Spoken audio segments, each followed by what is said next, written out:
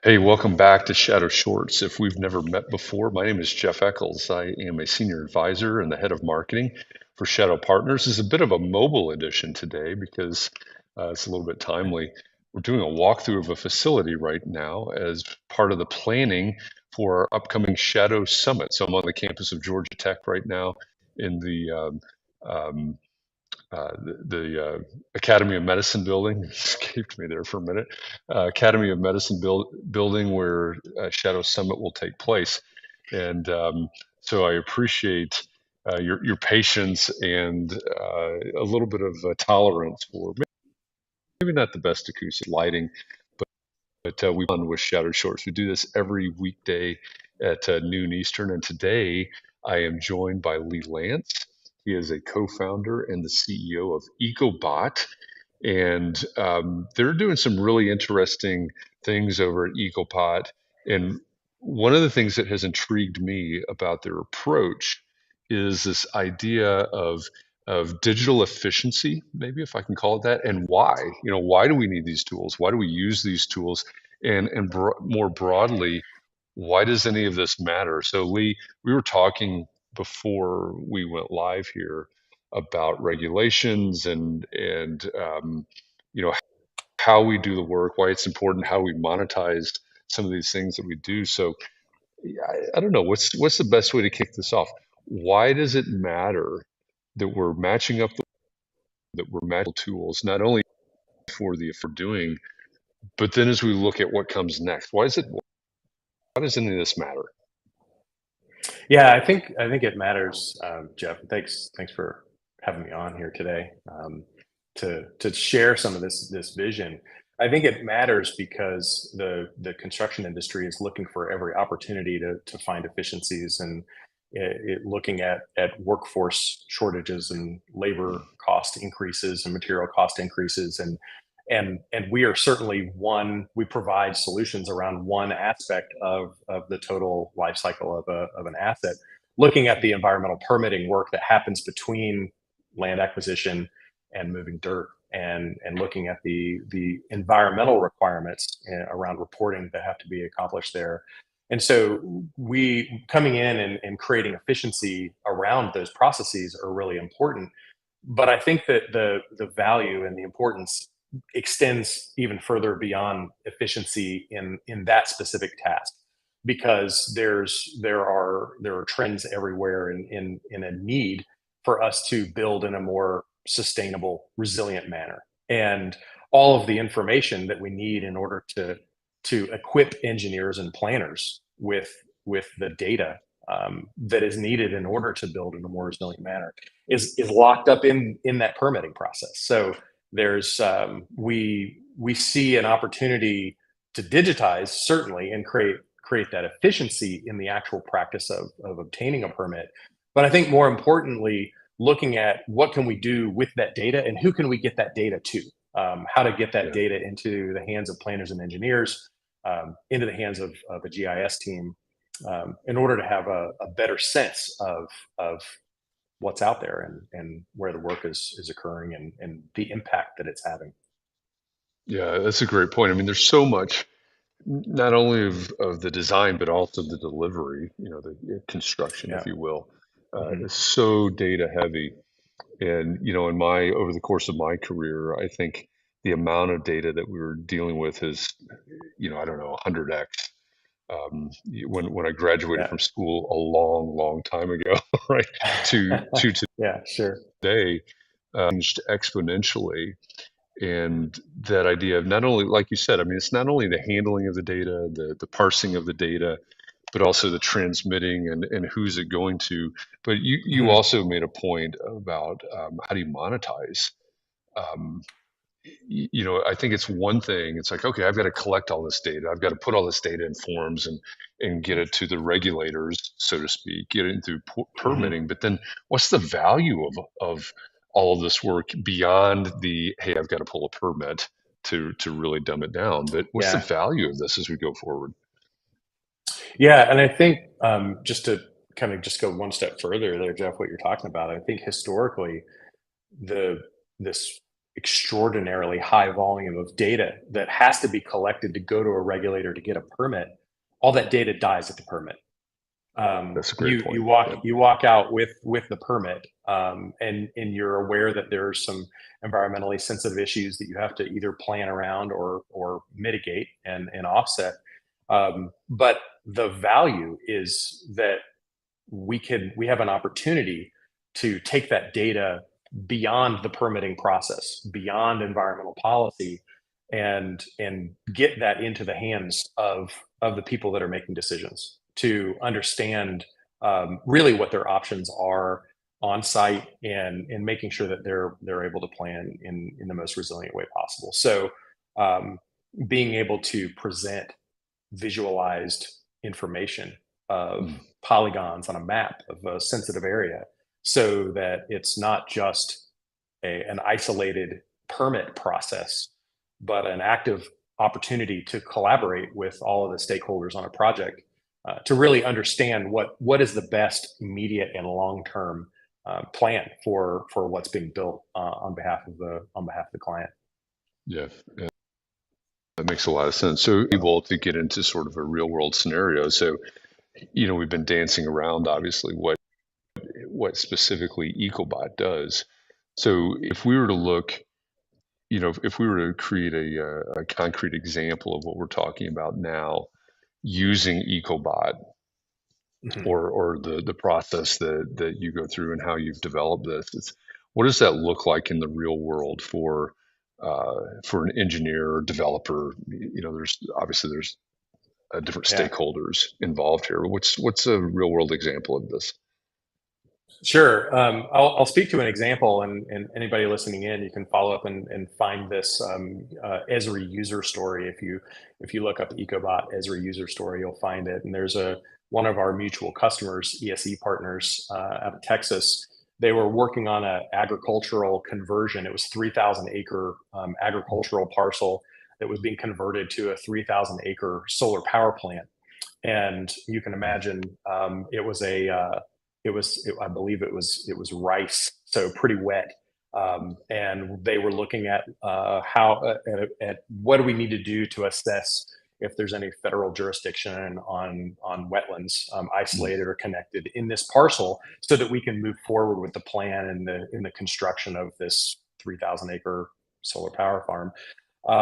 And so mechanically, what has to happen, federal policy, state policy requires that people go out in the field. These are usually soil scientists, botanists, ecologists that have to assess natural resources conditions in order to collect that data to send it to a regulator to get a in order to get a permit to move forward with construction. So in this particular example, across, you can imagine this 3,000 acre parcel, and across this land, this company, ESE Partners, had to stand in, I think it was 250 spots across 3,000 acres.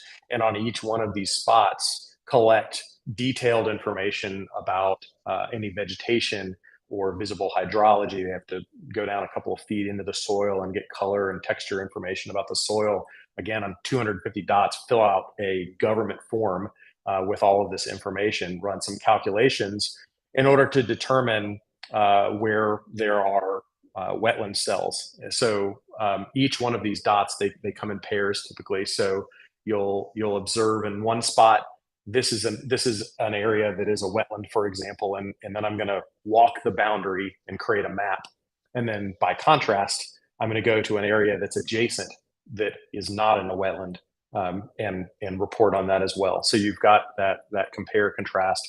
So an extraordinarily high volume of work that has to be done in order to map this out and ensure that you're compliant, but also that you've got a good understanding of what's going on this piece of property as you're doing your planning. And so um, our platform has a couple of components. It's Ecobot Collector and Ecobot Manager. So Collector is the mobile app. They go out in the field, and it is a workforce enablement tool. So these botanists and soil scientists are out there making observations, entering the information into Ecobot Collector, where we've built in a bunch of reference guides to make sure that they understand what they're looking at, they're being compliant with the region that they're in. run calculations, automate QA, and then connect that to the office in real time if there happens to be a data connection. A lot of times this is greenfield development. There's not a data connection, so they sync later on. And then it enables the project management team in the office to overlay it with any public data, any other information that they need in order to prepare those reports to go to a regulator. But what we do in the process, again, checking that box, we do what we need to do for compliance for getting that permit, but we assemble this, even just on this one individual project, a pretty massive data lake of rich information on this site that then can we can write to a feature service layer and put into the Esri tech stack, and better enable that transmission of information across silos in the organization, eventually making its way to planners and engineers to best understand what they're finding on site. Yeah, that makes a lot of sense. You mentioned silos, and that's one of the things that we're fighting all the time. And I Yeah. wonder if it's, in a way, it almost seems like at times we're going backwards. We get more siloed, more boutique solutions we have, Yeah. But to me, what you're saying, um, because it's just one piece, right? That it's, I shouldn't say just one piece, but it's sort of the beginning of the Hmm. process, and it's going to need to travel through lots and lots of different stages as this project goes forward. So, if people want to know more about Ecobot, of course, they could go to ecobot.com. That URL is now in the bottom left-hand corner of your screen. Is there anywhere else that you would send them to learn more about the product and the process? Sure. We have a series of our own called Ecobite, which I think is not just about Ecobot, but about the industry that we're in specifically the environmental components in and around the AEC industry. Ecobite, BITE, and you can find it on our website. But there's a YouTube channel, and then it's also put out as a podcast. So it's a great way to get a little 10-minute snippet from industry experts about trends and some about where Ecobot fits in, but I think more importantly about why all of this matters. And you can get a little 5-10 minute clip, and then if you want to go deeper, there's a much longer form back and forth interview with our team and whoever we're talking to. I think that's a great way, especially if people listening to this stream are familiar vaguely with the permitting is part of the process, but want a deeper dive into all of the other pieces that are moving around. I think that's a great way to learn some more for sure. Yeah, yeah, I love it, and and that also reminds me. I mentioned Shadow Summit at the beginning of um, of our talk here because that's right now I'm at the Academy of Medicine building on the Georgia Tech campus, which will be the site of Shadow Summit 2023 in October here in Atlanta. And as we've talked, you know, what will Shadow Summit 20 be? How is this conference of ours different than other conferences? And really the the differentiator, I guess, is deep dives. The conversations that'll happen. There's a theater right on the other side of this wall where the panel discussions will be, and the keynote speakers will be, and these will not be superfluous presentations. Yeah, There are going to be conversations like EcoBite that dive deep in on a topic. And so yeah, if you've enjoyed this conversation between Lee and I, or if you enjoy the Bites. Maybe Shadow Summit is something that you'd want to attend. Of course, there'll be talk yeah, of digital tools and other innovations for the built environment. KP Reddy, who's wandering around here somewhere right now, he's our CEO. The way he's described Shadow Summit for 2023 is it's going to be a Cliff Notes version of everything that's happened in terms of innovation for the built environment in 2023, and then a preview of what you need to plan for and budget for 2024 for innovation. And so, if that sounds intriguing to you, go to shadowsummit.com. We're updating. Actually, I just heard today that by the beginning of next week, there'll be a full update to that website with schedule and speaker information and all those things. So shadowsummit.com is where you can find out more about that. Um, so join us, plan to join us October 24th through 26th here in Atlanta. But in the meantime, check out Ecobite, as Lee said. The content there is great. It's again deep dive into specific area of innovation, Mhm. environmental sustainability, and then go to ecobot.com to learn more about the product Ecobot. So Lee, I really appreciate you joining me for this Yeah, conversation today. This has for been sure. fun. Absolutely. Yeah, And for sure. love what you're doing. And I think, one of the things that I love about, opportunities to go to somewhere like Shadow Summit is to talk about, like, not just the medium term, but the long term. Like, why does Yeah. this all really matter, right? So if whether Yeah. it's Ecobot and what we're doing around biodiversity data, which is essentially what's being captured for this permitting, Yeah. or any of the other portfolio companies of Shadow, is looking at, like, what's the long term vision. There's so much we can do with this data. For an Ecobot specific case, we've got an opportunity to predict our future with this biodiversity data that we're collecting. We're scratching the itch of achieving this permit right now, but there's this long vision of, I mean, really, technology and data ought to be able to outperform even something like environmental regulation. So Yeah. there's Yeah. a there's a there's a it's great to come together and be able to talk about, what all we can do now, what needs to happen. We've got to address labor shortages and inefficiencies, and we do that. But I think that there's a bright future, I think, for all Yeah. of us as we find a way to leverage technology to capture that data, to really see where we're headed and what our impact is, and what we can do about it. So, Yeah. thanks for giving me a opportunity to chat with you today. Yeah.